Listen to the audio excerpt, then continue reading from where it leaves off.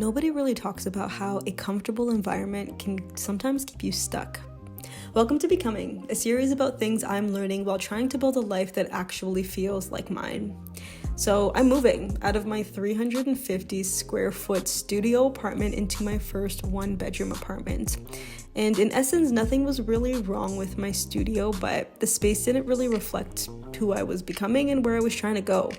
And I realized that you don't have to leave only when things are really bad and you're at your wit's end. You can choose to just make a big life change because what you're experiencing doesn't reflect who you are or support the life you're trying to build.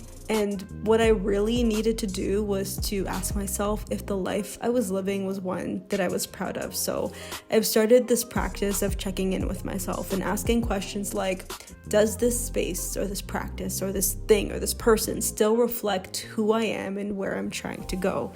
Or am I doing this because I'm choosing it or because I feel obligated to it?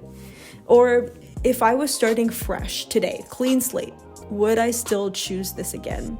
And then really just starting to explore those emotions, because what you do daily is either moving you forward or it's keeping you where you are. And for me, I did not want to look back 10, 15, 20 years from now and say, wow, I really stuck to the status quo.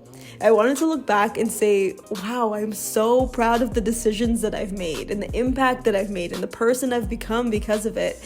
That level of awareness requires asking yourself those really hard questions. And maybe you don't have a clear vision yet, but you can still start the practice of checking in with yourself. And this doesn't just have to be with moving. It doesn't have to be as big as that. It could be your career, your relationships, how you show up. But if you don't stop to question your life, you'll live it by default of whatever was created for you. So with all of that said, I think for me, the goal was just being more intentional, not just letting life happen, but actually taking the time to step back and ask myself, why am I doing what I'm doing? And then doing something about it, even if it's uncomfortable or if it doesn't make sense to anyone else. Eventually, you'll start to create a life that actually feels like yours. So if you were starting fresh today, would you choose the life that you're living right now?